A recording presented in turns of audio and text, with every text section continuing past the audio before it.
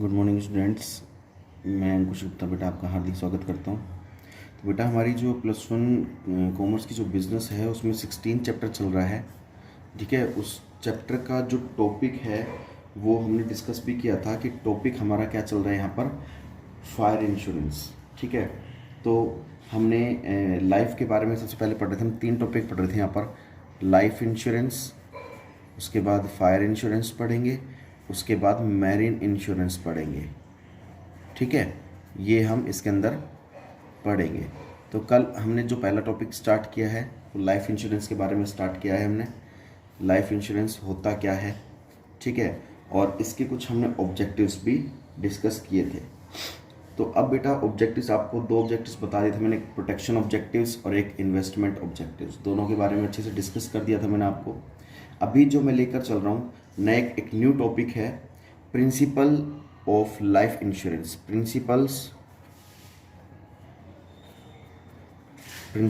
Of life insurance.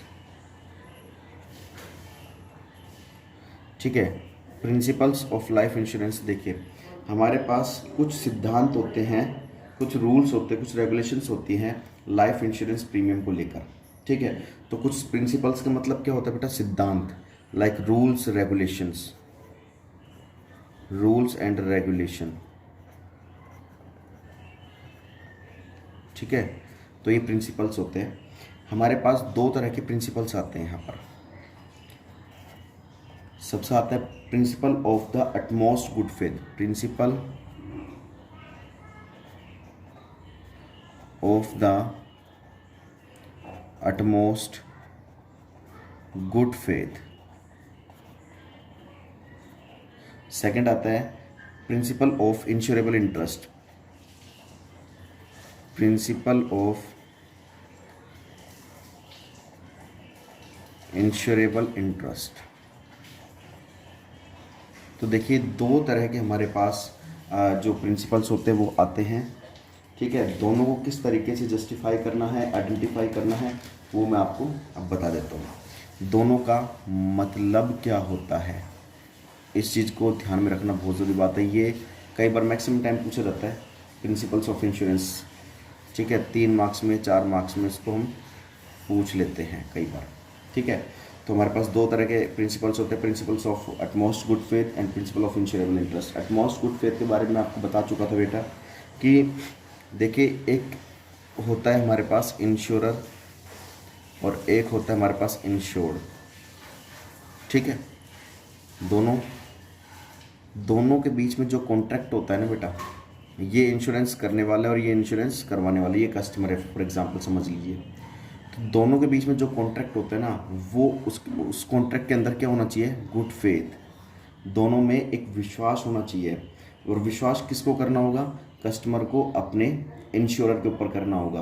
कि भाई यहाँ पर पता है जो इंश्योरर होता है ना, जो मतलब इंश्योरेंस करता है कस्टमर का, वो कस्टमर को ये विश्वास दिलाता है कि भाई आप जो भी इंश्योरेंस करवाने जा रहे हैं, आप जो भी प्रीमियम पे करेंगे इंश्योरेंस कंपनी को, उसके अकॉर्डिंग अगर आपके साथ किसी भी तरह का कोई मिटिगेशन लॉस होता है या कोई मिसहैपनिंग होती है आपको, तो ये आप मुझ पर फेथ करना, विश्वास करना, बनाए रखना कि आपको किसी भी तरह की मिसहैपनिंग होने पर आपको कंपनी से क्लेम करवाया जाएगा। ठीक है, तो यहाँ पर दोनों के बीच में ना गुड फेथ का होना बहुत ज़रूरी है। ठीक है, यहाँ पर जो इंश्योरर होता है, लाइक इंश्योरर हो गया और ये कौन हो गया, इंश्योर्ड हो गया, या फिर कस्टमर भी हम इसको बोल सकते हैं। ये इंश्योरेंस करने वाला होता है और ये इंश्योरेंस करवाने वाला होता है। यहाँ पर जो इंश्योरर होता है, जो इंश्योरेंस करता है, वो किसी भी तरह की कोई इन्फॉर्मेशन छुपाएगा नहीं, किससे, कस्टमर से। जो भी कंपनी से रिलेटेड, जो भी इंश्योरेंस को लेकर जो भी हमारे पास रूल्स रेगुलेशंस होंगे, वो सारी चीज़ किसको बताएगा, कस्टमर को बताएगा। ऐसा नहीं, यहाँ पर कुछ छुपाएगा नहीं, एक विश्वास वाली बात हो जाती है यहाँ पर। तो सारी बातें कस्टमर से वो डील कर लेगा। सेकंड आता है प्रिंसिपल ऑफ इंश्योरेबल इंटरेस्ट। मतलब यहाँ पर इंश्योरेबल जो इंटरेस्ट है वो, इसमें क्या होता है, इंश्योरेबल इंटरेस्ट में कोई भी पर्सन अगर कोई भी इंश्योरेंस पॉलिसी लेता है, ठीक है, चाहे फिर वो लाइफ पॉलिसी क्यों ना हो, ठीक है, उसमें क्या होगा इंश्योरेबल इंटरेस्ट में, कि जो भी एक इंश्योर्ड को यानी कि कस्टमर को जो भी एक्चुअल लॉस होगा तो ही उसको क्या किया जाएगा, कंपनसेट किया जाएगा, यानी कि कंपनी क्लेम करेगी, अदरवाइज उसको नहीं करेगी। इंश्योरेबल इंटरेस्ट का जैसे मतलब पता है क्या होता है, जैसे एक हस्बैंड ने अपने वाइफ का भाई इंश्योरेंस करवा रखा हो, ठीक है, एक वाइफ ने अपने हस्बैंड का उसकी लाइफ को लेकर उसने इंश्योरेंस करवा रखा हो, तो यहाँ पर इंटरेस्ट क्रिएट होता है किसी दूसरे व्यक्ति के लिए। और लेकिन यहाँ पर एक चीज़ का ध्यान रखना, अगर एक्चुअल लॉस है ना तो उसी को ही कंपनसेट किया जाएगा, अदरवाइज नहीं किया जाएगा। ये बात समझ में आ गई होगी। नेक्स्ट आता है न्यू टॉपिक बेटा, types of insurance, types of life insurance policy, types of life insurance policy. Types of life insurance policy में बेटा हमारे पास दो तरह की पॉलिसी आती है।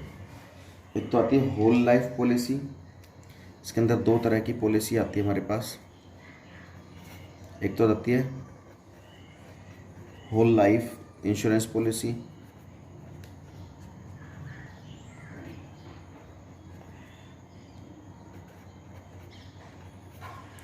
और एक आती है बेटा सेकंड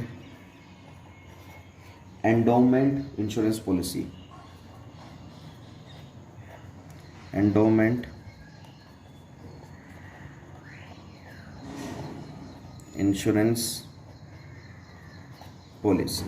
तो दोनों चीज़ों के बारे में देखिए, अच्छे से समझते हैं हम इसको कि दोनों का मतलब क्या होता है। होल लाइफ इंश्योरेंस पॉलिसी और एंडोमेंट इंश्योरेंस पॉलिसी, बहुत ही अच्छा टॉपिक है, दोनों के बारे में अच्छे से पढ़ते हैं, ठीक है। बात करते हैं होल लाइफ इंश्योरेंस पॉलिसी की। होल लाइफ इंश्योरेंस पॉलिसी का मतलब पता है क्या है, कि as the name suggest the whole life insurance is insured under the insurance policy, the insure can not receive the money from LIC till he is alive.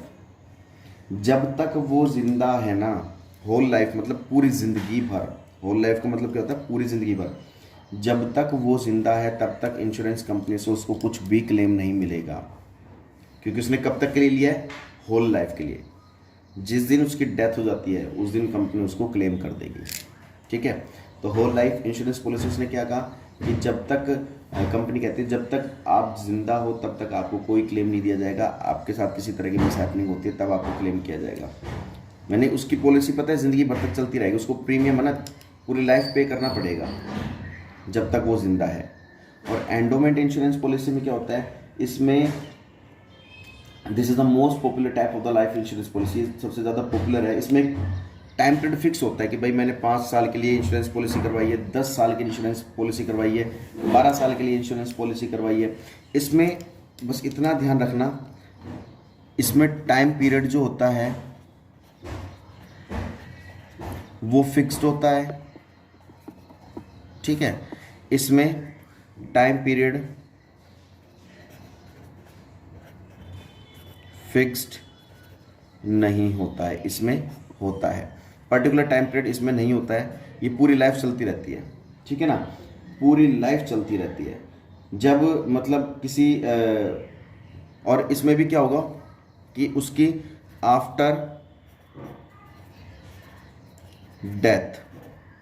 Death के बाद उसको क्लेम मिल जाता है, उसकी डेथ होने पर उसको क्लेम मिल जाएगा। यहाँ पर क्या होगा, मतलब आफ्टर ड्यू डेट,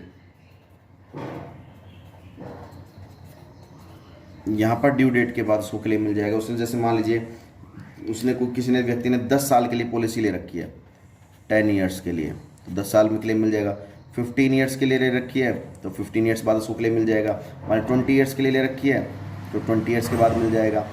इस केस में क्या है, यहाँ पे तो बेटा पूरी लाइफ, होल लाइफ तो उसको प्रीमियम पे करना पड़ेगा, ठीक है। और जब तक वो अलाइव जिंदा है, जब तक वो जिंदा है तब तक उसको कोई इंश्योरेंस कंपनी से क्लेम नहीं मिलेगा।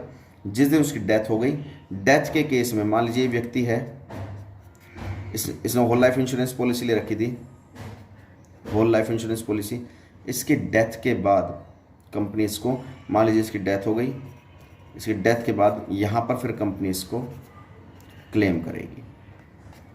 ये बात समझ में आ गई बेटा? ये टॉपिक था। इसके अंदर के जो पॉइंट्स हैं वो हम नेक्स्ट वीडियो में डिस्कस करेंगे। तब तक के लिए आप इसको अच्छे से पढ़िए, समझिए, और इसको फेयर नोटबुक में नोट डाउन भी करना है बेटा। इसको बेटा मेहनत करो, खूब मन लगा के पढ़ो, क्योंकि देखो पढ़ने से ही बहुत कुछ समझ में आएगा, बिना पढ़े कुछ समझ नहीं आएगा। उस केस में क्या हो गया कि हमारा पढ़ाना भी बेकार जाएगा फिर। तो जितना हो सके बेटा पढ़ाई पर फोकस कीजिए, ठीक है? तब तक के लिए धन्यवाद।